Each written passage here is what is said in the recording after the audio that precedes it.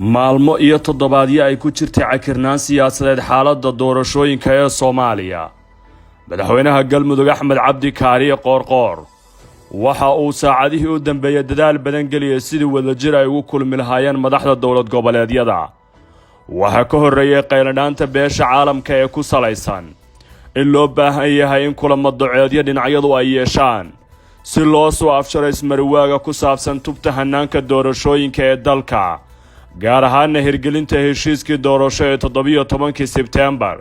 iyo safgaradkii Baydhabo ee 16 bishii February, kaasoo la shaaciyay maalmo ka hor, waxaana uu dhabaha u xaarayay in dhammaan heshiis laga gaaray qodobada muhiimka ah ee isku hayeen dhinacyada siyaasadda ee Soomaaliya. Axmed Cabdi Kaariye waxa uu la kulmay dhowaan madaxweynaha Puntland Siciid Dani, kulankaasoo ka dhacay qayb ka mid ah xerada Xalane, gaar ahaan xaafadda lagu magacaabo Chelsea. waxa looga wada hadlay waxa ay ka mid ahayn dalab uu soo jeediyay Dani oo ahaa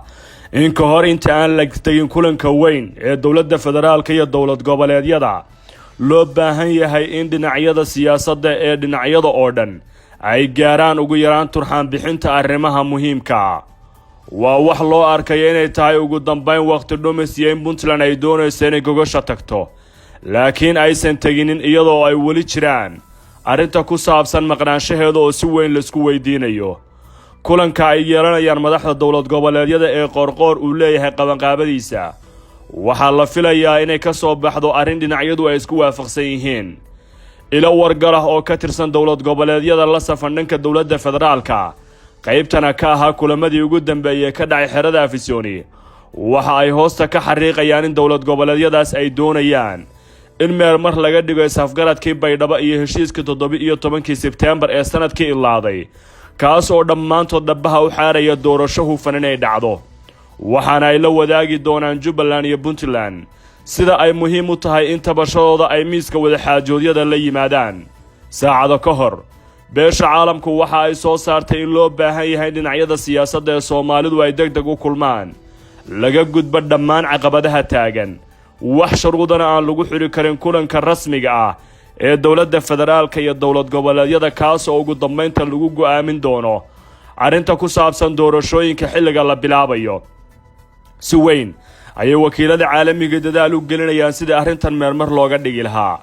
dad badan waxa ay rumaysan yihiin in dadaalka Qoorqoor uu mar kale ka dhigi doono hogaamiye karti adag oo siyaasadeed leh, isla markaana dadka kala duwan ee kala aragtida ah isku wadi kara, xiriirin kara, kana suguuraysan kara dhammaan duruufaha siyaasadeed ee waqtiga iyo waayuhu ay keenaan. halka dhigiisa Puntland uu u muuqdo tan iyo bilowgii muddaxaynta xileedkiisa 2019 ilaa hadda mid u jilib xiran dhammaan doonista siyaasadeed oo ah mid aan waadax ahayn ama caddayn. waxaa la filayaa in dhinacyada siyaasaddu ay heshiis gaaraan ka hor Isniinta toddobaadka foodayn ugu soo haya, waxaana la rumaysan yahay in wakiilada caalamigu dadaalkoodu ay sii labalaabi doonaan ka hor Isniinta. haddii dhinacyadu ay kulmi waayaan Sabtida ama Axadda nagu soo wajahana, ay dhici doonto in la adeegsado kelmado adag oo ay ka mid yihiin qaswadayaal, xanibaad xagga safarka ah, bangiyo iyo ku eedayn in la hor istaago arrinta doorashooyinka ee Soomaaliya. cidda eedayntaasi ay ku dhici doonto ayay qolo kasta iska riixaysaa, waxaana ay doonaysaa in hanjabaadaha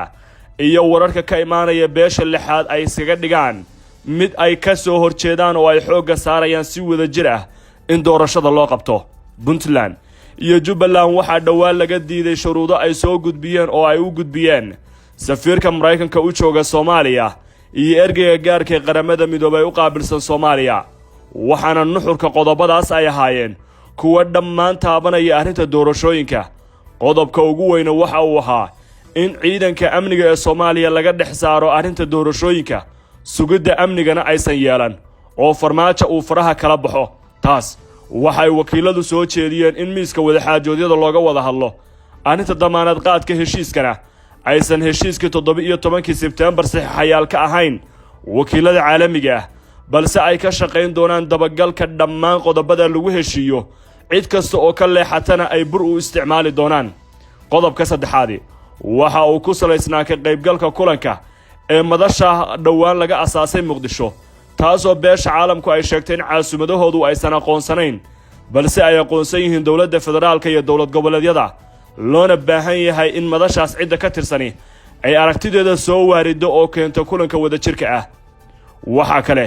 oo qodobada laga wada hadlay ka mid ahaa in hoolka kulanka uu ka dhacayo lagu wareejiyo AMISOM, taas oo ay ballan qaadeen wakiilada caalamiga sheegeenna in hore arrintaasi ay AMISOM u soo jeedisay. tubta doorashooyinku waa arrin saameyn weyn oo siyaasadeed leh toddobaadyada iyo asbuucyada soo socda, waxaana la filayaa in dhinacyada Soomaalidu haddii ay heshiis gaari waayaan loo talin doono lana gu soo dejin doono amarro adag oo uga imaan doona beesha lixaad.